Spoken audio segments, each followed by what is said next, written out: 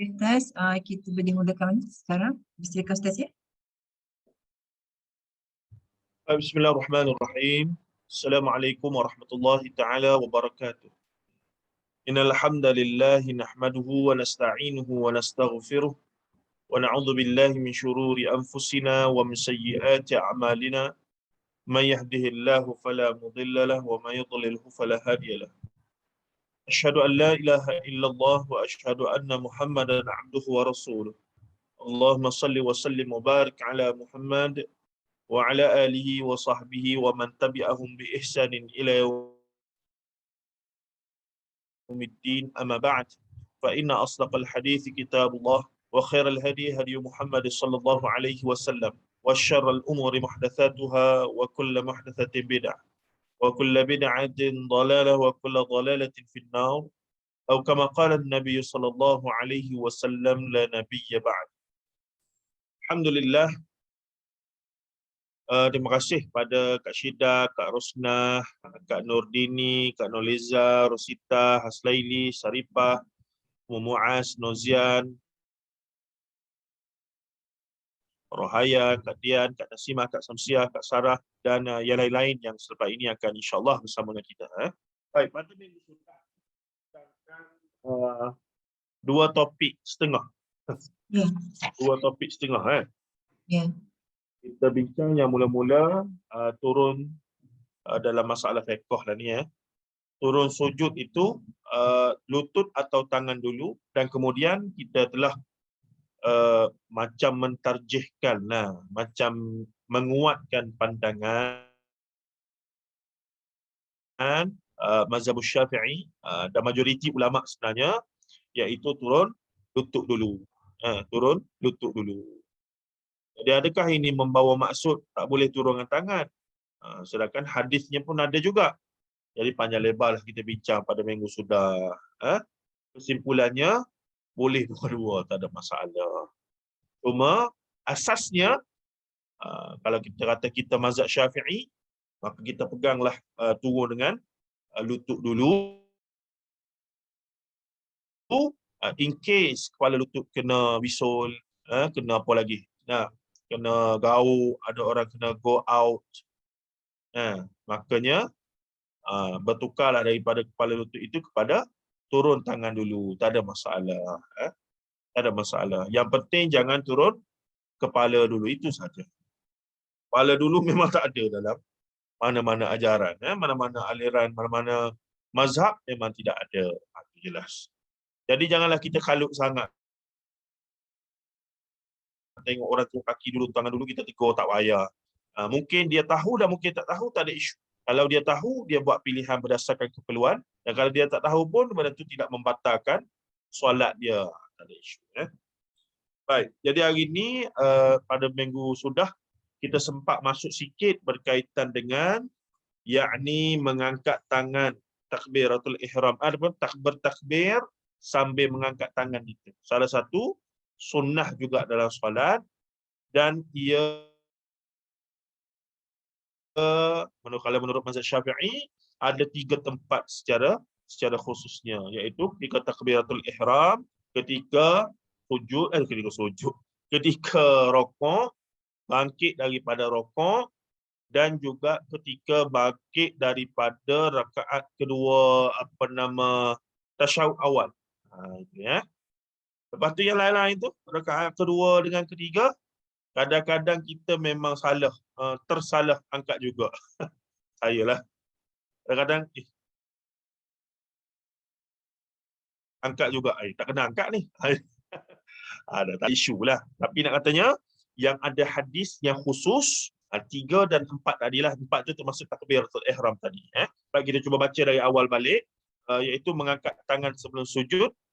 Persoalannya berbunyi, saya pernah melihat seorang mengangkat kedua-dua tangannya selepas i'tidal. I'tidal ni pada apa? Mu'tadil berdiri dengan i'tidal ni pada perkataan adil. Istawu sufakum fa inna tasyatu sufa min tamam salah. I'dilu. Saya pernah melihat seorang mengangkat kedua-dua tangannya selepas i'tidal, dan sebelum turun bersujud. Adakah perbuatan itu disunnahkan? Ini soalan yang betul. Saya selalu sebut kaedah para sahabat ni, bila dalam masalah yang ada unsur ibadah, kadang-kadang perkara itu perkara harian saja, tapi mereka tetap tanya, Rasulullah buat macam ni ke? Sepatutnya gitulah, bukannya kita tanya yang biasa buat kat sini macam mana? Tu biasa tu. Biasanya kalau apa nama, kita kata contoh biasanya kalau apa nama apa ni, cukur jambul ni, Allah tak ingat. Cukur jambul baby, tahnik.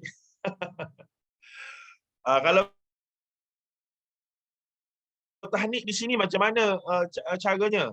Maka tahnik di sini ataupun akikah di sini minimum kambing golek. Kalau kambing tak golek tak afdal. Ada. Pergi kampung kita, sini dapat makan ayam nasi ayam gulai tak apa dah. Pergi kampung orang lain pula, sini kena pulut kuning lah. Tak boleh. Biasa-biasa ni.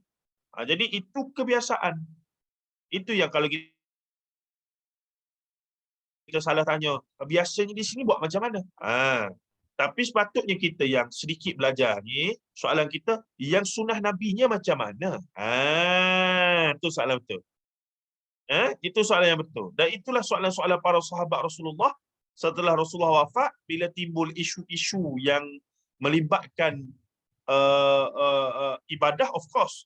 Tapi dalam kehidupan harian pun, benda tu benda yang umum sekalipun, mereka akan terlebih dahulu, Rasulullah dulu buat macam mana? Itu cara mereka. Baik. Maka jawapannya di sini, kata guru kami hafizahullah, pengarang kitab kita ni, beberapa hadis memang meriwayatkan yang Nabi melakukan perkara tersebut, iaitu mengangkat tangan setara dengan, kita sebut dah, setara dengan bahu ataupun atas setentang. Setentang ni bukan setentang ni, setentang selari ni. Dalam keadaan ibu jari terletak di bawah, kalau kata begitu, dia di bawah cuping. Janganlah, pada saya tak betul lah main klik-klik dekat-dekat ni. Dia sekadar Allahu Akbar. Tangan tidak terlalu terbuka, tidak terlalu tertutup, sedang-sedang. Bagi orang yang nak angkat tinggi. Bagi orang yang selesa setentang dengan bahu pun memadai. Dan ia menepati qaul mu'tamad mazhab Syafi'i. Jadi relax je lah. Allahu Akbar. Ataupun Allahu Akbar. Okey. Jangan ada ukur sangat lah. Ni bawa membaris lah apa semua. Itu yang jadi payah tu. Benda mudah je. Lepas tu saya selalu ulang. Kalau angkat takbir, saya duduk di masjid UIA tu, saya tak Jumaat, saya memang perhati. Kalau yang jenis Afrika, rambut keriting, afro, mari apa semua, putih-putih apa semua, tinggi-tinggi, Arab apa semua tu, masuk takbir, beres. Berdiri, masuk soft qiyam tu, Allahu Akbar. 2 saat. Allahu Akbar. 2 saat. Mari hak muka sawah mata, pakai baju batik dengan plekat, sudah. Macam-macam pesing selalu. Hak ni panjang, hak ni pendek, hak ni kunduk, hak ni lenggok. Pelak sungguh. Jadi kenapa jadi begitu? Yang tu kita persoalkan ataupun yang kita rasa menariklah untuk diberi perhatian. Baik. Kemudian katanya lagi apa dia? Namun kesemuanya mengandungi ilat, yakni cacat yang mendhaifkannya. Ruang ini hanya mampu untuk menjelaskan salah satu daripada hadis-hadis tersebut. Ibnu Hajar berkata dalam Fathul Bari, hadis yang paling kuat yang saya temui dalam perkara mengangkat tangan dalam sujud ialah riwayat An-Nasa'i. Daripada Sa'id bin Abi Arubah, daripada Qatadah, daripada Nasr bin Asim, daripada Malik bin Huwairith, bahawa beliau melihat Nabi SAW mengangkat kedua-dua tangan dalam salat apabila hendak rukuk dan mengangkat kepalanya daripada rukuk, iktidal itu, dan apabila hendak sujud dan mengangkat kepalanya daripada sujud. Kita bincang dah pagi sudah ya. Riwayat ni sebut bukan setakat masa rukuk, masa sujud pun takbir juga. angkat tangan juga. Jadi kalau kita jumpa ni, terkejutlah kita, tak pernah tengok tempat kita ni. Tiba-tiba imam Allahu Akbar dalam live hari Jumaat. Ibu-ibu tak pergi sembahyang Jumaat. Tengoklah dalam, tapi saya syorkan ya, kalau nak ada experience solat Jumaat, kalau nak rasa nak rasa experience, apa dia? Masa imam naik itu, mula nak khutbah, hilang. Sedar-sedar, barakallahu li wa lakum. Faham ke tidak tu? Dah. Kalau siapa-siapa yang payah tidur payah siapa-siapa yang ada, yalah, dia panggil apa, penyakit payah tidur ni. Ada. Jadi cuba sekali pergi Masjid UAE tu, naik tingkat 3 tempat yang muslimat. Biasanya yang Afrika, yang mazhab Maliki apa semua ni, saya ingat mereka memang tidaklah disunatkan, tapi macam dituntut jugalah untuk solat Jumaat. Jadi di UAE ni memang ada muslimat solat Jumaat, ada tingkat atas sekali. Sebab tu khutbah dia brother and sisters. Kita terkejut, sisters mana-mana ada atas. Ada. Jadi ibu-ibu pun kalau kata nak ada experience lah, sekali seumur hidup ke 2 kali seumur hidup.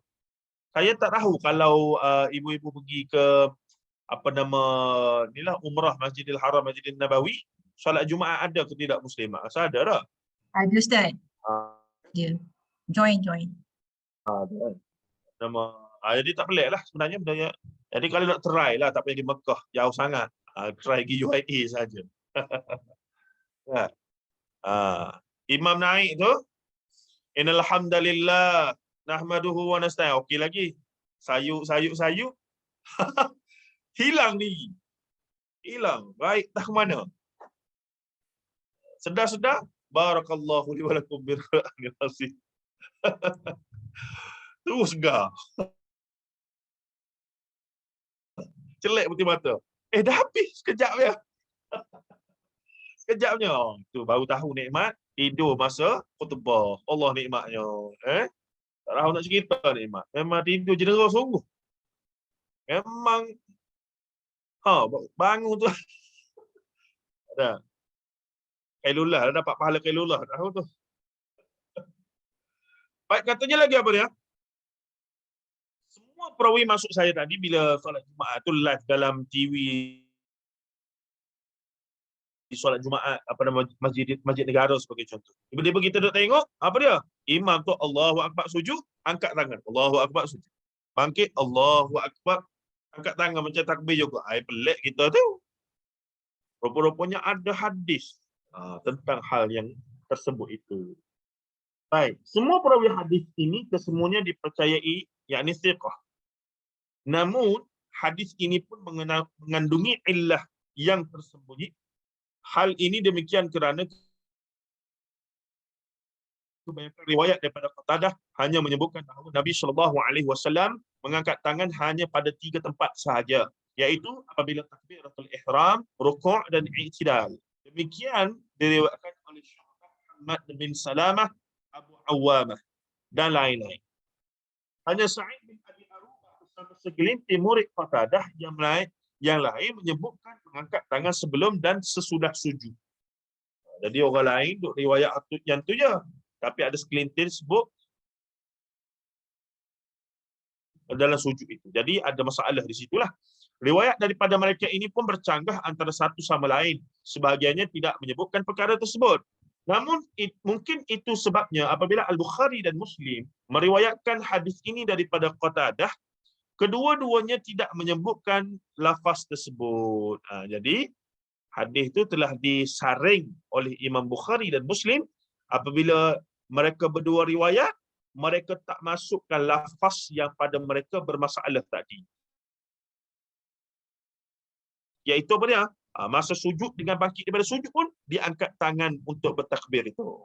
Kalau tidak diterima hadis ni, kita solat hari ni nak sujud, nak bangun, bertakbirlah kita. Maka katanya lagi apa dia? Sebaliknya Al-Bukhari malah meriwayatkan daripada Abdullah bin Umar radhiyallahu anhuma bahawa Nabi SAW mengangkat tangannya apabila memulai solat rukuk dan i'tidal, yakni takbiratul ihram, masa rukuk, bangkit daripada rukuk, i'tidal tu nanti akan ada riwayat tambahan tentang bangkit daripada duduk antara dua sujud. Ibnu Umar lalu berkata, wala yaf'alu dzalika hina yasjud. Dia kata apa dia? Dan beliau tidak melakukan itu apabila sujud. Siapa tu? Rasulullah sallallahu alaihi wasallam. Riwayat ini jauh lebih kuat dari sudut kekuatan sanad dan juga matan ataupun riwayat dan dirayah. Ia membuktikan tambahan lafaz yang diriwayatkan sebahagian murid-murid Qatadah di atas adalah silap. Menurut Al-Hafiz Ibn Rajab dalam kitabnya Fathul Bari, andai hadis Malik bin Huwairith sahih sekalipun, ia tidak menjadi dalil bahawa mengangkat tangan ketika hendak sujud adalah sunnah. Hal ini demikian kerana Malik bin Huwairith bukanlah ahli Madinah. Beliau hanya sekali-sekala datang berkunjung. Kemungkinan beliau hanya menyaksikan Rasulullah SAW melakukannya satu kali sahaja. Sedangkan majoriti ahli Madinah, masuk ahli Madinah ni apa dia? Mereka yang tinggal di Madinah hampir sepanjang hidup mereka. Dikenali mereka seorang-seorang. Tak ada orang yang duduk Madinah melainkan mereka kenal sesama mereka. Sebab tu usul dalam mazhab Malik, Quran, sunnah, ijma' dan amal ahlul Madinah. Sebab tu dalam kes apa dia? Puasa 6. Dalam mazhab Malik makruhkan. Walaupun hadis itu di sisi mazhab Syafi'i adalah sahih dan sunat diamalkan. Puasa 6 dalam Syawal itu. Man shama Ramadan thumma atba'u sittati min Syawal tu. Ghufira lahu ma taqaddama min dhanbih. Yakni dalam mazhab Maliki, Imam Malik kata, aku di Madinah ni aku tak tengok tabi'in ataupun tabi'ut tabi'in yang dia sempat tu, anak murid kepada para sahabat yang Imam Malik sempat, duk amal benda tu. Orang-orang Madinah bila lepas daripada Syawal terus puasa 6. Walaupun riwayat itu menurut mazhab Syafi'i, Imam Syafi'i adalah sahih. Jadi di situlah berlakunya itu. Dan perbincangan panjang lebar sebenarnya menarik. Kesimpulannya, Imam Malik bin Anas antara lain para ulama dan kemudian datang kata kemungkinan Imam Malik bin Anas takut benda tu jadi satu amalan yang dianggap macam wajib. Sedangkan statusnya sunat. Sunat yang pahala besar. Tetapi khawatir kalaulah diberat-beratkan, maka difahami bahawa ia satu benda yang seolah-olah wajib. Dan memang betul pun, sikit sebanyak orang Melayu kita yang rajin puasa, alhamdulillah bagus, untuk dapat pahala puasa 6 tu, mereka mula bercakap tentang apa dia? Sambut raya puasa 6. Perasan ke tidak? Mungkin pada kita hari ini benda tu tak ada apa-apa. Mungkin sebab kita faham bahawa itu sunat apa semua. Tapi kalaulah satu masa ia dibiarkan tanpa penjelasan, dikhawatiri kemudian hujung sana amalan puasa 6 ini sudah dianggap seolah-olah. Dikhawatiri. Maka dan ini tidaklah menghalang kita buat benda tu, buatlah, tidak masalah. Tapi dengan kefahaman yang benar bahawa ia adalah sunat, yang riwayat hadisnya ada dan dituntut ataupun disyorkanlah dalam mazhab Syafi'i. Tapi jangan pernah kata ia wajib. Sehingga kan jika orang tak puasa, kita jadi marah. Kamu ni, apa yang tak puasanya 6 hari je. Bukannya berat sangat pun. Kita dah puasa 30 hari. Apa yang masalah nak puasa 6 hari lagi? Tak boleh lah. Sebab benda sunat, tetaplah ia sunat. Tak boleh kita nak pandai-pandai kata, wajib ni. Tak boleh. Begitu. Baik. Cuma alhamdulillah setakat ni kita tak jumpa lah orang yang puasa 6 ni dengan anggap ia wajib. Alhamdulillah setakat ni tak ada kita jumpa. Tetapi yang kita sedikit risau, saya lah, dah mula ada tadi lah. Ni sambut air raya lah ni. Raya ketua. Raya apa? Raya puasa 6. Sudah kata. Mungkin ia adalah bahasa gurau ataupun bahasa macam ini, tapi wallahu alam, sekarang tak jadi apalah. Takut 10, 20 tahun, 30 tahun lagi tiba-tiba lepas raya lepas raya 1 Syawal tu ada raya lain pula. Itu gitu risau tapi tak ada isu selagi mana dijelaskan, difahami, tak ada isu lah. Baik, seterusnya. Adapun Ibnu Umar, beliau selalu melazimi Rasulullah sallallahu alaihi wasallam hingga wafat. Apabila beliau menceritakan bahawa Nabi sallallahu alaihi wasallam tidak mengangkat tangannya ketika hendak sujud, ini menggambarkan kebiasaan Nabi sallallahu alaihi wasallam yang menjadi sunnah baginda dalam solat. Ini kedudukan sahabat-sahabat Rasulullah. Bila ada sahaja ulasan daripada mereka, maka ulasan mereka lah lebih aula, lebih dipegang. Kenapa? Kerana mereka ni hidup dengan Rasulullah. Mereka duk tengok hari-hari. Mereka duk ikut jadi makmum Rasulullah. Bukannya sehari dua, 10 tahun lebih di Madinah tu. Jadi, pastilah jika ada perubahan-perubahan terhadap solat ke apa semua cara kaedah, mereka lah yang paling tahu. Mereka lah yang paling memahami. Baik. Seterusnya perbincangan mazhab fuqaha, fuqaha ahli fiqh. Daripada penerangan ini kita boleh memahami bahawa mengapa fuqaha tidak menganjurkan mengangkat tangan apabila hendak sujud. Dengan dalam mazhab Hanafi dan Maliki, mengangkat tangan hanya disunnahkan apabila takbiratul ihram. Yang lain tak payah. Hatta dalam mazhab Maliki ataupun Hanafi, kalau kita pergi ke mana? Morocco ke Maghribi. Macam mana? Allahu Akbar. Lurus. Tangan tu duduk straight gitu. Kita tengok malah betul Pak Cik ni. Bukan masalah malah. Masalah mazhab mereka memang dibenarkan. Tak ada isu pun benda tu. Tadi dia pun straight. Bismillah baca ke tidak? Tak baca juga. Bismillah. Dia baca slow. Auzubillah minasyaitanir rajim. Alhamdulillahi rabbil alamin. Tu. Gitu. Straight ya. Dia kata, Pak Cik ni main apa ni? Duk solat ke dah apa ni? Ke pembarisan? Tidak, solat. Baik, adapun mazhab Syafi'i dan Hanbali, kedua-dua sepakat menganjurkan angkat tangan dalam 4 tempat. Secara umum 4 tempat. Iaitu ketika takbiratul ihram, hendak rukuk, i'tidal, yakni bangkit daripada rukuk tu, dan setelah bangkit daripada tasyahud awal. Inilah 4 tempat dalam mazhab Syafi'i dan mazhab Hanbali. Adapun Hanafi dan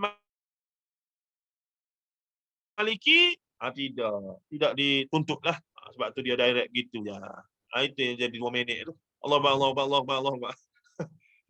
Lepas tu, Tomakninah tidak menjadi rukun dalam setengah-setengah mazhab itu. Sedangkan mazhab Syafi'i, biasanya akan ada Tomakninah tu.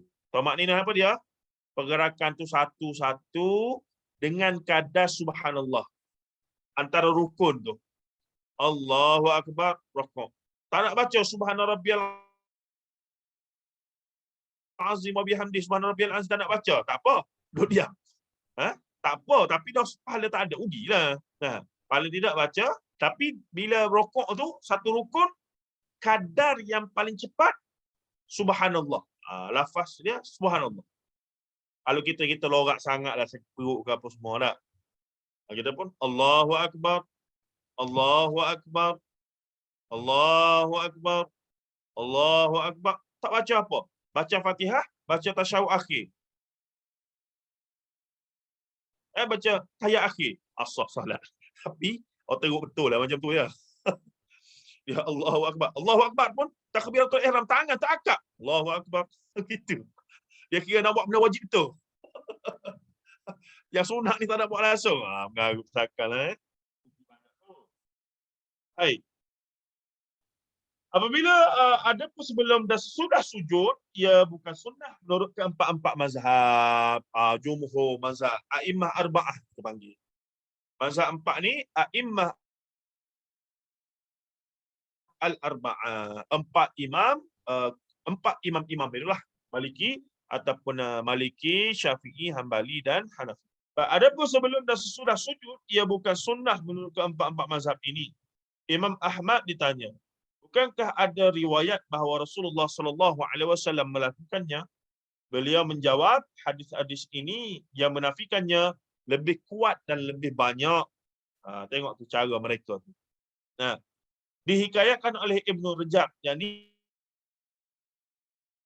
Ibn Rajab Al-Hambali rahimahullah ta'ala dalam Fathul Bari. Fathul Bari satu lagi, bukan Fathul Bari Ibn Hajar. Baik, Ibn Hazmin Al-Andalus. Ibn Hazmin ni mazhab dia Zahiri. Zahiri ni dia macam ahlul hadis, tapi dia lebih literal lagi. Saya ingat Dr. Mazhar pernah bagi contoh, kalaulah perbincangannya tentang air yang bertakung, maksudnya kalau jumpa air bertakung dalam lopak, jika air itu tidak ada, maksudnya jika air itu tak ada najis pada dia, maka boleh berwuduk. Contoh, melainkan ada orang kencing di dalamnya, barulah tak boleh itu. Kalau dalam realiti berlaku ada orang kencing di tepi kolam itu atau pelompok tu, dan air kencing tu kemudian mengalir masuk dalam lopak tadi, bagi mazhab Zahiri, air itu tetap suci. Sebab apa? Kencing tadi bukan direct di tepi. Dia punya literal tu nak kata. Walha hakikatnya adalah kerana ada najis itu yang merubah bau, rasa dan warna itu. Mana? Kencing mana-mana pun tak kisahlah. Bila ada najis, habislah. Tak bolehlah jadikan ia sebagai air mutlak dah. Kalau ikut mazhab Syafi'i tu. Tapi mazhab Zahiri ni ataupun mazhab Ibn Hazmin Al-Andalusi, tapi sebenarnya dia jadi Zahiri ni sebelumnya dia bermazhab dengan mazhab. Dia bermazhab Syafi'i, bahkan sebelumnya bermazhab Hanafi. Tapi kemudian dia macam tak puas hatilah. Dia pun pindah, dia nak mazhab Zahiri. Bagi dia ini lebih tepat dengan Quran Sunnah. Gitu Dan kemudiannya, tapi dalam masa sama dia seorang ahli falsafah. Ibn Hazmin ni dia seorang filosof. Dia seorang orang yang mahir dalam psikologi. Bagaimanapun sebagian ulama menganjurkan untuk mengangkat tangan sebelum sujud. Antaranya Ibn Hazmin Al-Zahiri Al-Andalusi Al-Zahir. Dalam kitab Al-Muhalla, ni kitab dia yang sangat hebatlah menurut bagian guru-guru kita yang boleh fasih baca kitab Arab ni. Mereka kata memang terpesona lah sebab dalil penuh. Dalil saja. Tapi rupa-rupanya dalil saja tak cukup. Dalil itu mesti dengan proses. Dengan satu proses oleh para fuqaha untuk keluarkan hukum. Khususnya untuk kita orang awam yang tak reti nak guna dalil sendiri. Beliau mensahihkan tambahan rafas yang terdapat dalam hadis Malik bin Al-Huwairith. Lalu menetapkan hukum sunnahnya mengangkat tangan sebelum dan sesudah sujud. Jadi kalaulah tiba-tiba kita jumpa, sedangkan mazhab Zahiri ni tak ada lah macam sekarang. Bukanlah pupus, tapi tak ada secara kita kata secara constitution tu tak ada. Macam mazhab Syafi'i ni, kalau dah Nusantara tu memang istihar kita mazhab Syafi'i. Kalau pergi ke mana? Ke Syria, istihar kita mazhab Syafi'i. Ke Yaman.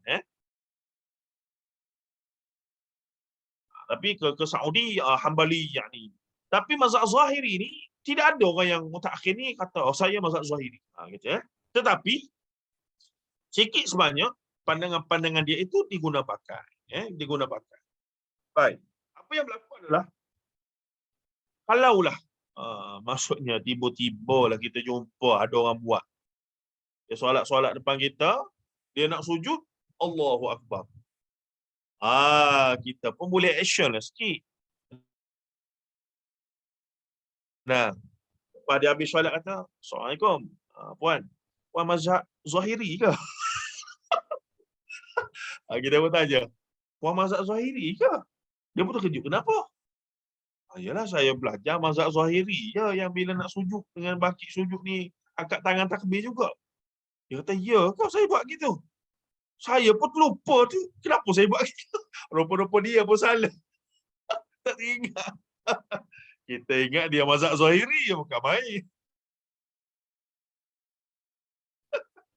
Jadi kita boleh explain je lah. Hadis tu memang ada tapi telah dilemahkan. Cuma Imam Ibn Hazmin Al-Andalusi Az-Zahiri terimalah lafaz tu. Jadi ada orang yang ikut dia tu, duk buat lagu tu. Jadi nak kata salah tu ada kali. Cuma majoriti ulama tak terima lah. Lain kan tu. Lainlah sikit sembang tu. Dia pula ya ke? Ya, nanti saya balik, saya print screen. Apa nama, screenshot apa nama buku yang kami belajar. Ambil gambar. Jadi apa nama? Adalah nilai tambahnya. Kan? Apa Kak Liza kata apa? Mazhab Zahiri, betul. Kali pertama ada. Mazhab dalam Islam ni banyak. Puluh bahkan ratus. Ulama yang boleh buat mazhab ni adalah ulama yang berstatus mujtahid mutlak dipanggil. Hatta Imam Bukhari pun sebagai ulama menyebutkan dia ada mazhab sendiri pun. Imam Bukhari. Sebab tu masing-masing mazhab duk dakwa Imam Bukhari ni mazhab Syafi'i. Ulama-ulama mazhab Syafi'i akan kata, dah Imam Bukhari mazhab Syafi'i. Mari ulama-ulama mazhab Hanafi ke Maliki apa nama Imam Bukhari mazhab kami. Dia jadi bila tokoh tu hebat sangat, masing-masing mazhab akan claim. Sebab satu masa perbalahan mazhab ni memang fanatik betul. Memang sampai perang-perang bergaduh. Tumpah darah lah. Tu belum masuk lagi mazhab akidah. Syiah, Khawarij, apa semua mazhab akidah yang melayu apa semua tu. Termasuklah golongan Ahlul Hadis dan juga golongan Asy'ariyah yang Ahlul Kalam ni. Memang dahsyat pertembungan. Kita duk ingat Islam berlaku okey dah, semelih. Ketika kejatuhan Abbasiyah, kejatuhan Umayyah, Abbasiyah naik. Kena semelih belaka. Yang ni memang peperangan politik. Kita dah ingat, sama-sama Islam ngucap dah. Memang fitnah peperangan. Itu dia begitu realitinya. Imam Syafi'i hampir dipancung sebab dia dikatakan keturunan Umayyah. Jadi Khalifah Abbasiyah masa tu Harun al-Rashid telah tangkap dia sebab dah ada cerita-cerita yang macam dia ni keturunan klan sana dan dia apa nama macam ada gerakan lah untuk memberontak itu. Maka daripada Yaman dia telah dirantai dan dibawa depan khalifah di Baghdad tu. Berjalan kaki. Imam Syafi'i punya cerita. Dan bila dibawa ke depan Baghdad, dia telah diatur. Beraturlah 20 orang ke 10 orang tu, maka dipancung satu-satu. Sampailah kepada Imam Syafi'i, tanya nama kamu siapa? Muhammad bin Idris. Tiba-tiba di sisi khalifah masa itu adalah Imam Muhammad bin Hasan al-Syaibani. Muhammad bin Hasan al-Syaibani mazhab Malik, yang mazhab Hanafi. Muhammad bin Hasan al-Syaibani mazhab Hanafi. Maliki, Hanafi. Mazhab Hanafi. Yang menjadi mazhab rasmi di Baghdad ketika itu. Dan dia ulama khalifah lah, Qadhi al-Qudah. Bila disebut Muhammad bin Idris, yakni dia pun sambut Asy-Syafi'i. Maka Imam Syafi'i kata, ya Asy-Syafi'i. Maka Muhammad bin Hasan Syaibani kata, aku kenal ni orang ni. Dia punya kebijaksanaan, dia punya kefakihan, dia punya kehebatan, aku dah dengar. Maka khalifah tanya, betul ke kamu nak memberontak apa semua ni? Imam Syafi'i jawab, mafhum dia kurang, saya baca lama lah dalam muqaddimah, dipanggil Tabaqat Syafi'iyah. Cerita tentang Imam Syafi'i. Dia kata, saya Amirul Mukminin, aku tak minta dilahirkan daripada keturunan itu Alawiyin, yakni keturunan Muawiyah apa semua ni, yang ada kaitan dengan dinasti Umayyah itu. Tapi takdir Allah, yakni telah menentukan aku lahir daripada kalangan mereka.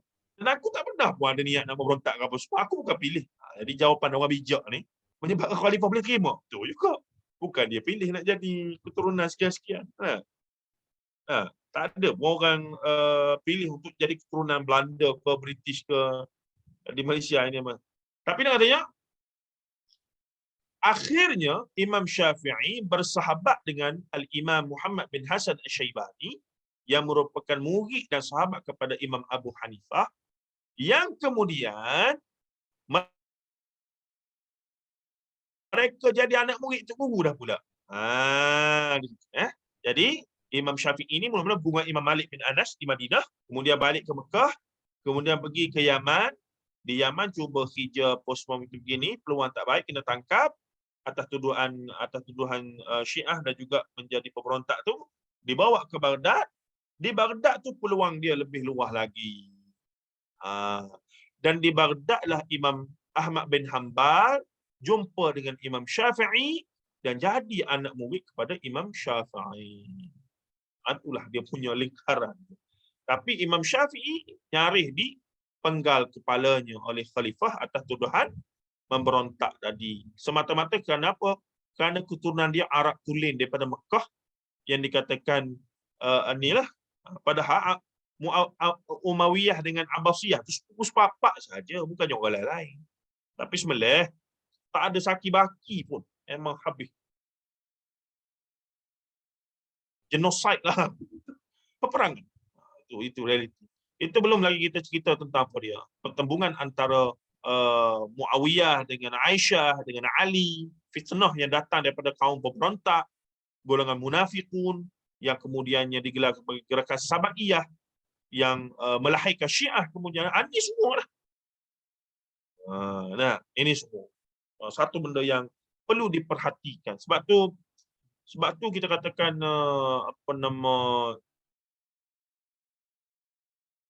sirah ni yang biasa kita dengar tu yang syok-syok je. Yang konflik-konflik ni tak ramai yang suka cerita dan tak ramai anggap penting. Tapi pada saya penting untuk diketahui. Contohnya, selepas Osman dibunuh kerana fitnah ni lah. Kerana fitnah golongan Sabaiyah.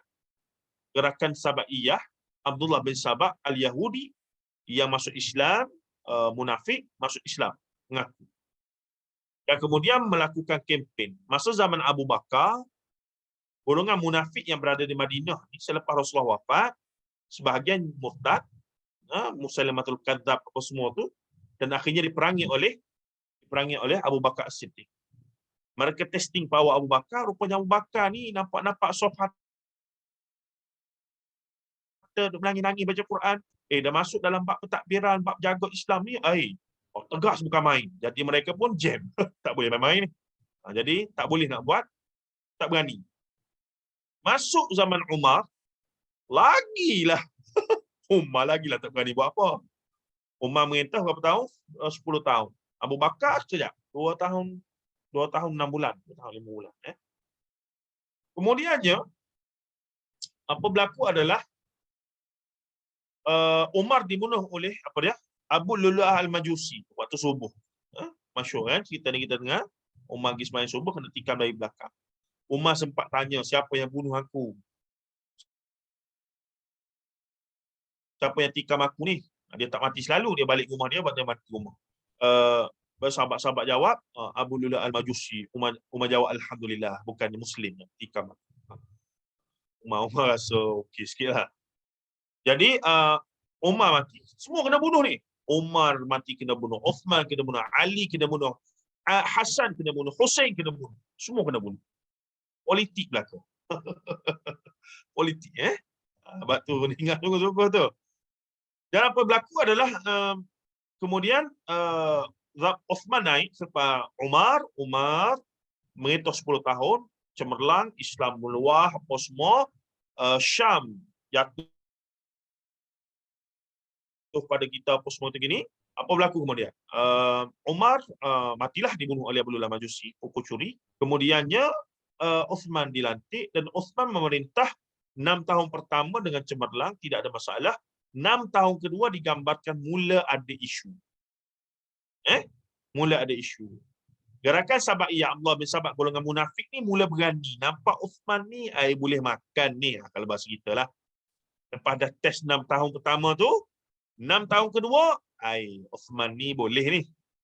Jadi bila boleh, apa berbuat? Kempen-kempen dilakukan. Di mana? Di Basrah, di Iraq dengan di Mesir. Tempat yang jauh. Tempat orang-orang baru masuk Islam. Orang yang jahil, yang penuh dengan agama khurafat, tahyul asalia, baru kenal Islam. Dan mereka ni bukan sahabat. Mereka bukan orang yang ada ulama masa tu. Bayangkan Islam mereka macam mana. Jadi bila datang golongan Sabaiyah ni buat kempen, dan dulu tidak ada handphone ke, tidak ada YouTube apa semua nak buat penjelasan. Jadi golongan Sabaiyah ni pergi duk cerita Uthman ni apa nama kleptokrasi, bukan. Apa nama Uthman ni apa? Ni lantik anak beranak sendiri ni, kronisma. Lantik Muawiyah sepupu dia, lantik ni, lantik bagi ambil duit zakat, fitnah-fitnah yang muncul. Uthman ni ambil duit zakat, Uthman ni ambil apa nama, Uthman ni ambil duit zakat guna untuk bini-bini dia. Uthman ni bagi sepupu dia Al-Malik bin Marwan ataupun Al-Marwan bin Malik kemarin. Jadi fitnah tu mula membar. Jadi golongan munafik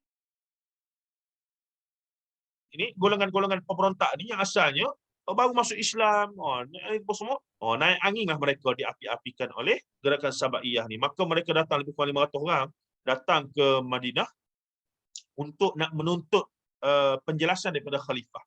Betul ke dia begitu sekali. Dan ketika mereka sampai di Madinah, pergi ke rumah khalifah, tengok rumah khalifah pun lebih kurang, rumah mereka besar lagi. Tengok pula Uthman. Ni kau Uthman ni, masa tu mana pernah tengok? Tak pernah ada gambar kempen politik. Mana ada TV ya? Bila tengok Uthman pun cakap lemah lembut. Uthman ni Nurul Ain, pemilik dua cahaya mata Rasulullah ni. Orang yang Rasulullah malu. Hadis menyebutkan ketika terselok sikit paha Rasulullah pakai kain macam orang tua kita pakai kain, lah dia selok sikit panas. Nah, Abu Bakar masuk, Rasulullah biar. Umar masuk, Rasulullah biar. Bila Uthman masuk, Rasulullah pun tarik. Jadi Aisyah tanya, kenapa? Aku malu lah pada orang yang malaikat malu dengan dia tu. Uthman ni kena. Zul Nurul Ain. Ruqayyah dengan siapa dia? Isteri dia Ruqayyah dengan Allahumma salli Muhammad. Seorang lagi. Dua orang. Mati seorang, Rasulullah bagi. Kita kalau puas hati sungguh jadi menantu ni sampai dua orang anak bagi, puas hati sungguh lah tuan-tuan. Jadi Uthman bila pemberontak ni tengok, lari sikit cerita ni, tapi tak apa, saya nak bagi gambaran yang itu sikit. Jadi bila pemberontak ni mai tengok Uthman, dan Uthman menjelaskan dalam satu hadis yang sahih, maksudnya begini, kamu nak tuduh aku bunuh orang, sedangkan aku ni zaman jahiliyah aku tak pernah buat benda-benda yang melayakkan aku untuk diqisas. Aku tidak murtad, aku tidak berzina, aku tidak apa dia lagi, menumpahkan darah tanpa hak. Atau ada hadis riwayat Tirmizi ya. Jadi bila pemberontak ni tengok, orang baik macam ni, sahabat Rasulullah, mustahil perangai jahat. Jadi calm down. Tak jadi. Bila tak jadi, mereka pun nak balik lah. Bila nak balik tengah jalan, tiba-tiba mereka dapat tangkap seorang macam utusan yang bawa surat. Yang dalam surat tu bila dibuka, seolah-olahnya arahan Uthman kepada Gubernur Basrah, Kufah dan juga Mesir untuk membunuh mereka. Ni golongan yang datang. Faham tak situasi itu? Mereka tangkap seorang utusan yang dikatakan Uthman yang hantar, khalifah hantar. Suratnya bertulis kalau kelompok ni sampai ke kampung, maka gubernur kena bunuh mereka semua. Jadi golongan ni marah. Khalifah tadi jumpa elok-elok. Ni tiba-tiba nak suruh kami kena bunuh ni apa pasal? Jadi kona balik, U-turn balik. U-turn balik itulah. Rupa-rupanya surat itu adalah surat yang ditulis bukan oleh Uthman, melainkan golongan munafik yang memang licik untuk merancang, untuk memperlaga-lagakan. Itu cerita dia. Ni apa nama, ada satu kitab khas yang dibahaskan oleh Ustaz Syamsuddin Abdul Rahman, sebanyak 70 siri. Saya duk follow satu-satu. Dahsyat. Sirah ni memang ruang untuk Syiah dan golongan munafik rosakkan Islam. Dalam Quran mereka tak boleh nak buat. Dalam hadis mereka tak boleh nak buat. Bila masuk sirah, itulah Umar membunuh anak sendiri walaupun tidak ada riwayat sahih. Banyak sangat dalam sirah benda-benda yang mengaruh apa semua gitu-gitu. Okey. Ringkas cerita lagi. Long story short, what is happened is ketika Uthman dibunuh tu selesai masalah belaka. Bila Uthman dibunuh, Bila pemberontak tadi kona balik, yang kali kedua ni lah dia dibunuh lah. Kerana perasaan marah yang tidak kawal. Hatta ketika itu Sayyidina Ali, Hasan dan Husain minta nak berkawal sebab keadaan masih tegang. Tetapi apa yang berlaku adalah Uthman tak bagilah. Uthman sebab dah ada hadis Nabi yang menyebut dia akan mati kena bunuh dan dia tahu dia akan syahid. Jadi Uthman macam dapat rasa orang saleh, yakni sahabat Nabi, dia dapat rasa time has come. His time has come. Jadi dia macam tak apalah. Jadi dia mati, pembunuh masuk dari atap rumah dia, dari atas turun ke bawah bunuh dia ketika mana dia duduk baca Quran, mushaf dah ada dan darah bertitik di atas Quran dia tu. Situasinya. Dan baju yang darah Uthman pakai masa tu telah dihantar kepada Muawiyah yang duduk jadi gubernur di Syam. Maka Muawiyah gantung baju tu di masjid. Masjid Damsyik tu dia gantung di situ. Ni khalifah sepupu aku kena bunuh. Jadi selepas berlaku berkecamuk itu, Ali naik jadi khalifah tu ganti Uthman. Jadi Muawiyah, Aisyah yang berada di Mekah ketika itu tak puas hati sikit. Kenapa Ali tak ambil tindakan lagi kepada pemberontak yang bunuh Uthman itu? Kenapa masih dibiar? Sebab yang kena bunuh ni bukan Pak Ahmad Biarlah ni. Yang dibunuh ini adalah khalifah yang ketiga, Amirul Mukminin. Menantu Rasulullah, sepupu menantu Rasulullah, sahabat Rasulullah. Jadi sentimen itu semakin meluak-luaklah. Muawiyah macam tak puas hati pada Sayyidina Ali yang baru menjadi khalifah. Ali pula punya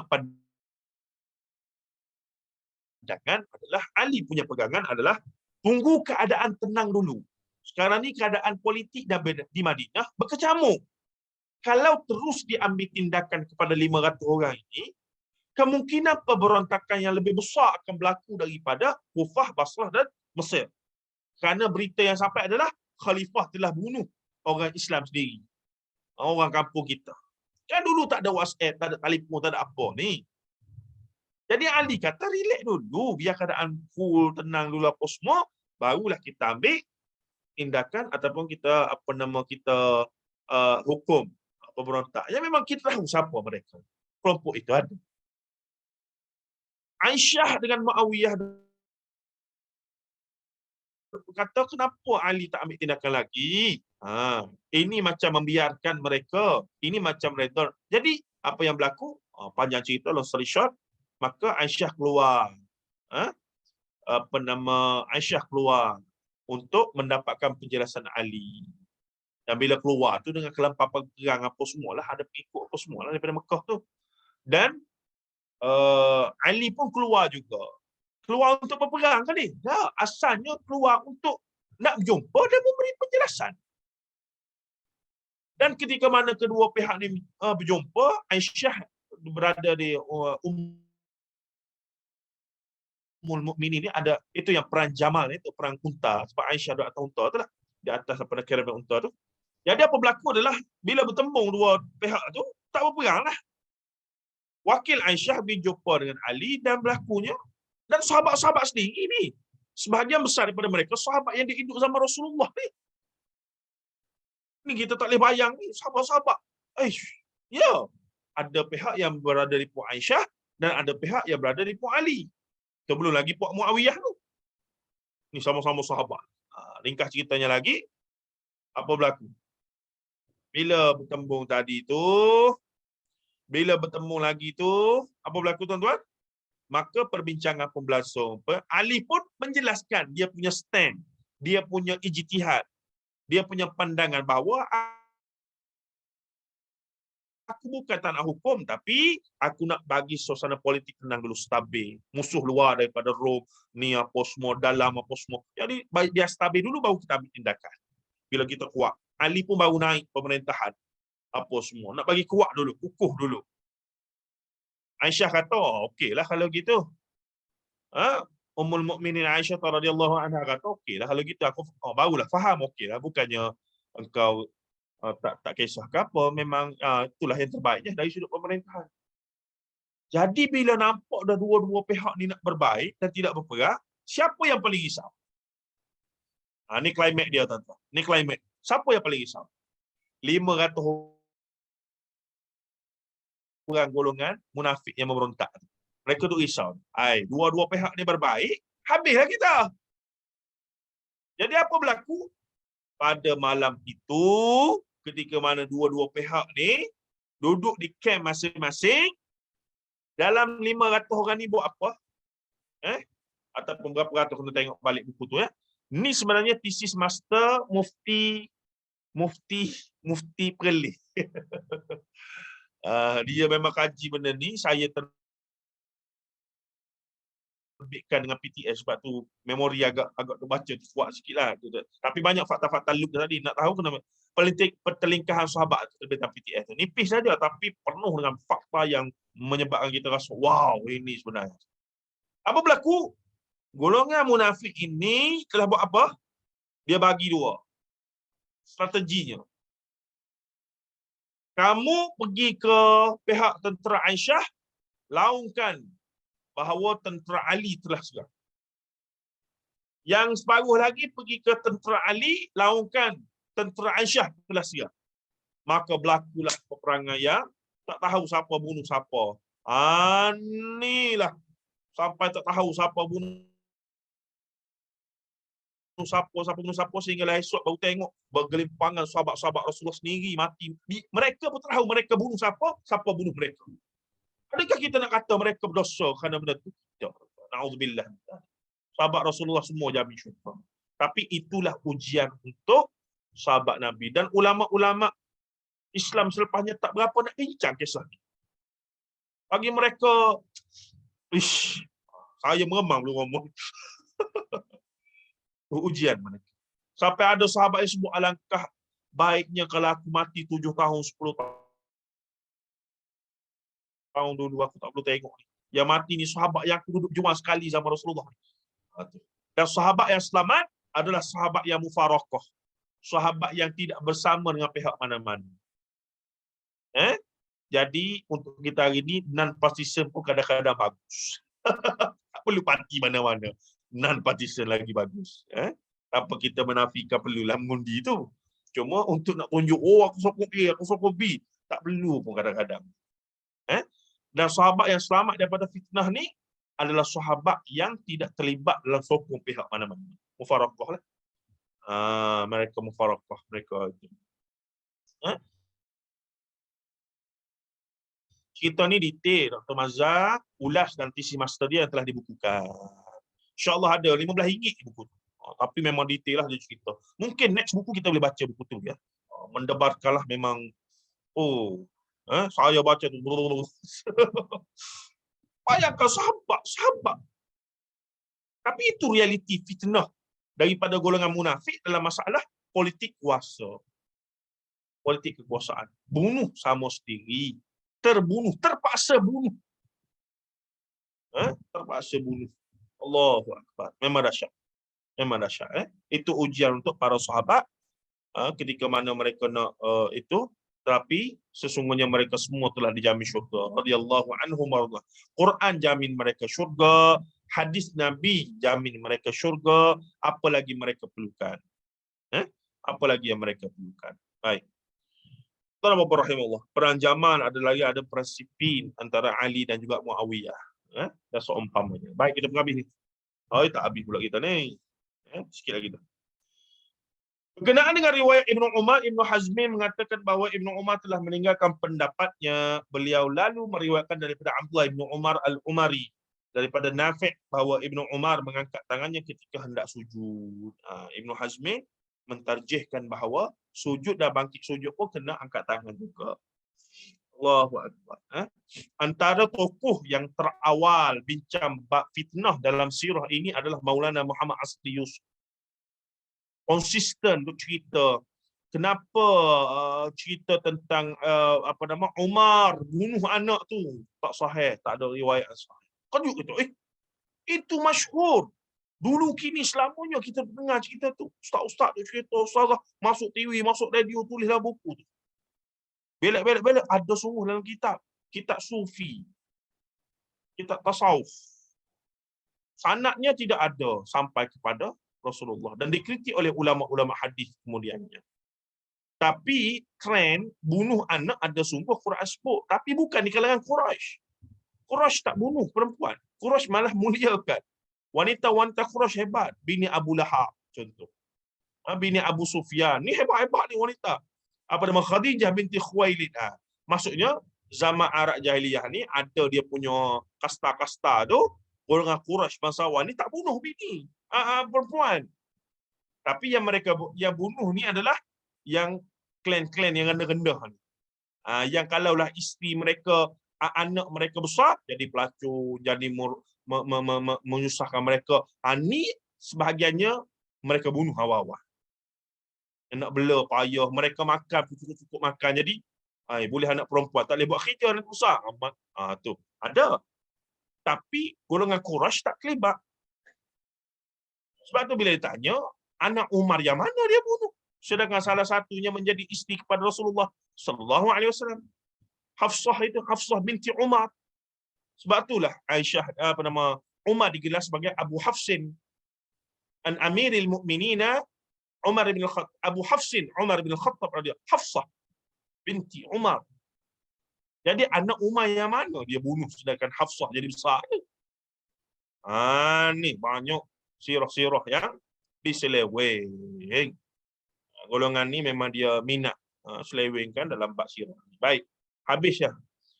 Ibnu Hazm berkata sanad ini tidak ada cacatnya. Tidak mungkin Ibnu Umar meninggalkan riwayatnya melainkan setelah sahih baginya bahawa Nabi SAW melakukan perkara tersebut. Ibnu Hazm cenderung lagi di situ. Namun sanad ini mengandungi kecacatan yang tidak diketahui Ibnu Hazm. Al-Bukhari dalam kitab Raf'ul Yadain mengatakan bahawa ia bercanggah dengan riwayat yang lebih kuat. Hal ini demikian kerana Malik dan murid-murid Nafi' yang lain meriwayatkan bahawa Ibnu Umar hanya mengangkat tangannya apabila rukun dan i'tidal. Adapun sebelum sujud beliau tidak melakukannya. Ibnu Hazmin hebat macam mana pun sebenarnya ada jugalah kurang. Biasa ulama adalah sikit-sikit. Sebab yang kata yang kritik pun ulama juga.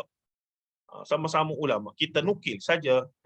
Bahkan dalam masalah hadis Imam Bukhari lebih pakar daripada Ibnu Hazmin Al-Andalusi. Zaman pun berbeza. 200-300 tahun bahkan. Bukhari tahun 200 lebih hijrah. Ibnu Hazmin ni tahun bila? 900-500 hijrah ke depan lagi.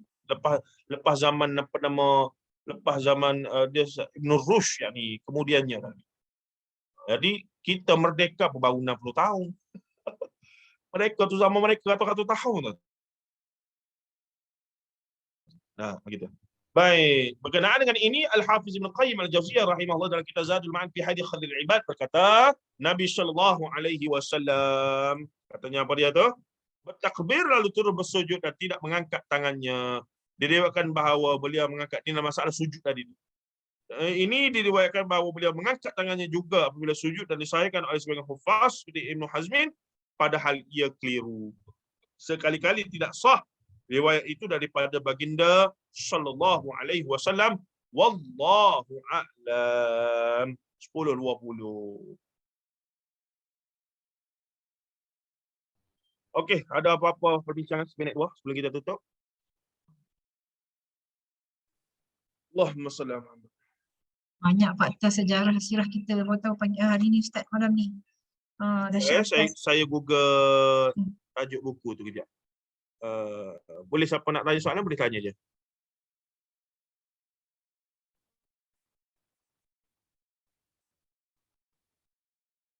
Pertelingkahan para sahabat.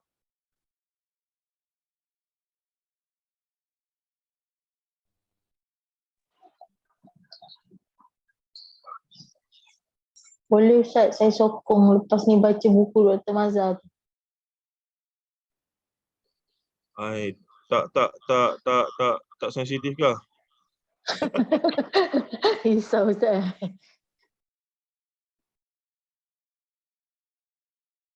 Ni. Lah, tak payah FB live. Dalam kita punya chatbot ni boleh share gambar buku. Boleh. Cuba Ustaz. Boleh? Gambar Boleh. tak boleh. Link yang boleh. Gambar tak boleh. Okey.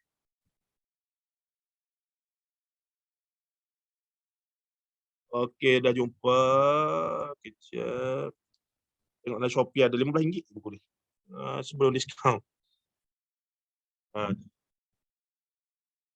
Saya nak minta PDF terbit balik lah boleh.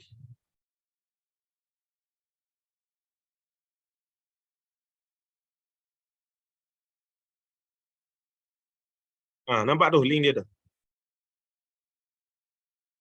Fitnah terhadap sahabat Rasulullah merungkai kontroversi menyingkap realiti. Nampak Ustaz? Share kat group je.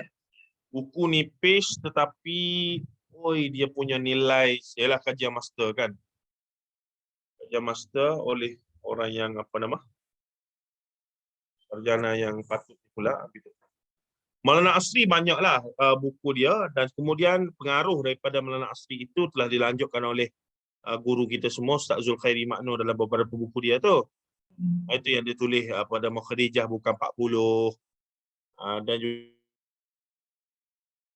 juga kemudian fakta ceramah di meja apa semua tu semua tajuk saya bagi tu. Fakta tak sahih di meja penceramah tu. Dan Ustaz Zulkhairi merincikan lagi. Jadi kita baca tu letihlah dia, macam detail sangatlah. Kemudian Ustaz Mustafa Suki ada buat 40 fakta tidak sahih tentang sirah apa semua. Tetapi ada perbahasan yang lebih dalam sebenarnya oleh Profesor Dr. Basri Ibrahim Al-Hasani Al-Azhari. Tu pun lagi dalam. Dan bila baca benda-benda tu, barulah kita tahu dahsyatlah. Syiah ni dia buat kerja. Sebab tu saya sebut dulu kan, kita ni orang Melayu tak pernah jumpa orang nama Muawiyah. Kenapa? Pernah sepanjang hidup Kak Syida, Kak Liza, Kak Lina jumpa orang nama Muawiyah. Sebab cerita Muawiyah yang sampai kepada alam Melayu ni adalah versi Muawiyah tu jahat. Muawiyah tu adalah perampas kuasa daripada Ahlul Bait, keluarga Rasulullah, daripada Al-Hasan bin Ali radhiyallahu anhu.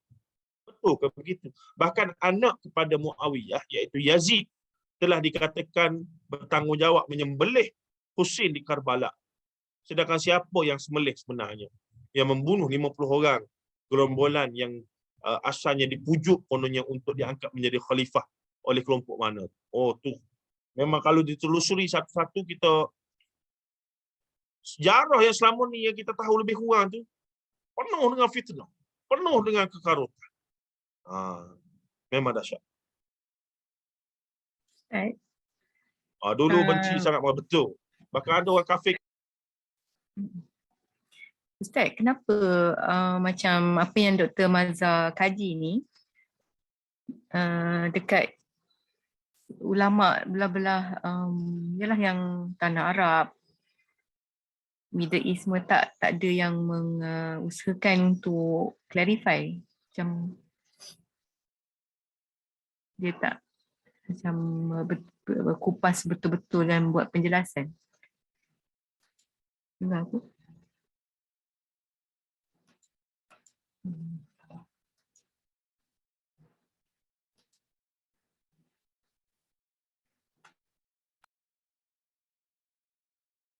Terkeluar ke? Nah. Tak dah freeze. Dah sengih, freeze lepas tu Betul lah, dah. Dah terlep dah. I see. Soalan tak dapat diuraikan, tak dirukaikan malam ni. Kan, betul dah benda yang tadi tu. Kamera saya jadi macam ni. Tak tahu pasal, dia keluar macam ni. Mana Orin? Tak nampak orang dia tadi. To be continued lah Kak Cida. Tak apalah. Tak apa, Nina tak ada rasa boleh ikut WhatsApp kat Ustaz. Kak Ustaz boleh jelaskan ke nanti? Faham tak aku Ustaz tak dengar apa soalan Nina tadi kan? Nina tulis balik semula Nanti lagi. saya ni lah. Saya type Kak Cida forward kat Ustaz lah. Boleh. Itu sebab itu satu soalan juga kan, kita fikir-fikir benda tu kan. Okay, sebab-sebab semua nampak raya Ustaz akan masuk dah ni sebab 10:10:8 jam makan. So kita stop di sini pula ya. InsyaAllah kita sambung pada minggu hadapan. Topik yang baru lah. Interesting juga topik ni. Sedekap mana tangan mesti diletakkan. InsyaAllah kita end ke sesi malam ni dengan tasbih kafarah.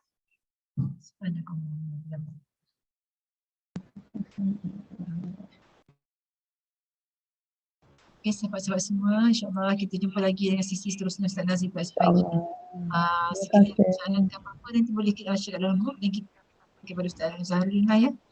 Zahrul yang itu lah.